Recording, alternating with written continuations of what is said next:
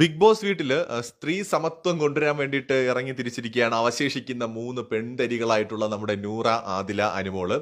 അതായത് ഈ ആഴ്ചത്തെ നോമിനേഷനിൽ ബിഗ് ബോസ് 2 ആണുങ്ങൾ ഇവിടെ ബിഗ് ബോസ്, ഞങ്ങൾ 3 പേര് മാത്രമേ ഇവിടെ പെൺകുട്ടികളായിട്ടുള്ളൂ Bigg boss, please big boss, ഞങ്ങൾ ബിഗ് ബോസിനെ വെല്ലുവിളിക്കുകയാണ്.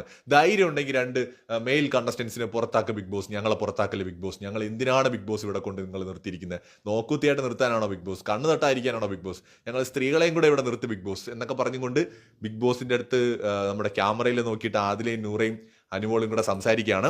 ബിഗ് ബോസ് ആര്യൻ ഒരു ദിവസം പറഞ്ഞു, ബിഗ് ബോസ് ഇത് മെയിൽ ഷോവനിസ്റ്റുകളുടെ ഷോയാണ്, ബിഗ് ബോസ് ഒരു മെയിൽ ഷോവനിസ്റ്റ് ആണെന്ന് മൈക്ക് മാറ്റി പറഞ്ഞു. ബിഗ് ബോസ് ആര്യം പറഞ്ഞത് ഇതിനകത്ത് ആണുങ്ങൾ മാത്രമേ ജയിക്കുകയുള്ളൂ, ഒരിക്കലും പെണ്ണുങ്ങൾക്ക് സപ്പോർട്ട് കിട്ടില്ല, പെണ്ണുങ്ങൾക്ക് കപ്പ് എടുക്കാൻ പറ്റില്ല എന്നൊക്കെയാണ് ബിഗ് ബോസ് പറയുന്നത്. അത് അങ്ങനെ അല്ലെന്ന് കാണിച്ചു കൊടുക്കണ്ടേ big boss, please big boss, ഞങ്ങൾ 3 പെൺകുട്ടികളെ ഉള്ളൂ ബിഗ് ബോസ്, ഞങ്ങൾ ഇവിടെ നിർത്തിയിട്ട് മെയിൽ കണ്ടസ്റ്റൻസിനെ പുറത്താക്കും ബിഗ് ബോസ്, എത്രയും പേര് അവരവിടെ നിൽക്കല്ലേ ബിഗ് ബോസ് എന്നൊക്കെ പറഞ്ഞിട്ട് ബോസ് അണ്ണനെ വീണ്ടും വീണ്ടും വീണ്ടും ചലഞ്ച് ചെയ്തുകൊണ്ടിരിക്കുകയാണ് പിള്ളേരെന്ന് വെച്ചാൽ ബിഗ് ബോസിന് ധൈര്യം ഉണ്ടെങ്കിൽ മെയിൽ കണ്ടസ്റ്റൻസിനെ പുറത്താക്കി. ഇവർക്കൊരു പേടി, കാരണം നൂറ പുറത്തു പോകുമോ എന്നുള്ള പേടി നൂറയ്ക്കുണ്ട്. സോ അതുകൊണ്ടാണ് ഈ സംഗതി തുടങ്ങിയത്. സപ്പോർട്ടായിട്ട് അനുമോൾ ആദിലെ അവിടെ എത്തി, കാരണം നൂറയാണല്ലോ നോമിനേഷനിലുള്ളത്. എന്തായാലും അനുമോൾക്ക് ഓഡിയൻസിന്റെ സപ്പോർട്ട് ഉണ്ടെന്നൊക്കെ അവർക്ക് അറിയാം. സോ നൂറയ്ക്ക് വേണ്ടിയിട്ടുള്ള ഒരു സംസാരമാണ്. വുമൻ ഗാർഡിന്റെ ഒന്നും കാര്യമില്ല ഇതിനകത്ത്, മെയില് ഫീമെയില് അങ്ങനെയൊന്നുമില്ല. രണ്ടാമത്തെ കാര്യം, ഇത് ബിഗ് ബോസ് അല്ല തീരുമാനിക്കുന്നത്, പ്രേക്ഷകരാണ്. ഡിസർവിംഗ് ആയിട്ടുള്ളവരവിടെ നിൽക്കും, അത് ആണായാലും പെണ്ണായാലും. ഒറ്റ കാര്യം ചിന്തിച്ചാൽ മതി, ഇപ്പൊ ബിഗ് ബോസിനകത്ത് സ്ത്രീ മത്സരാർത്ഥികൾ ജയിച്ചിട്ടില്ല എന്നുണ്ടെങ്കിൽ ജയിക്കാൻ മാത്രമുള്ള പ്രകടനം അവർ കാഴ്ചവെച്ചില്ല എന്നുള്ളതാണ്. പിന്നെ ജയിച്ചില്ല എന്ന് പറയാൻ പറ്റില്ല, ദിൽഷ ജയിച്ചിട്ടുണ്ട് സീസൺ 4. ഒരുപാട് വിവാദങ്ങളൊക്കെ ഉണ്ടായിരുന്നു എങ്കിൽ പോലും ദിൽഷ അടിപൊളി ഗെയിമർ തന്നെയായിരുന്നു. വളരെ സ്മാർട്ടായിട്ട് സംസാരിക്കാൻ അറിയാവുന്ന ബ്രില്യൻ പ്ലെയർ തന്നെയായിരുന്നു ദിൽഷ, ഒരു സംശയവും അതിനകത്തില്ല.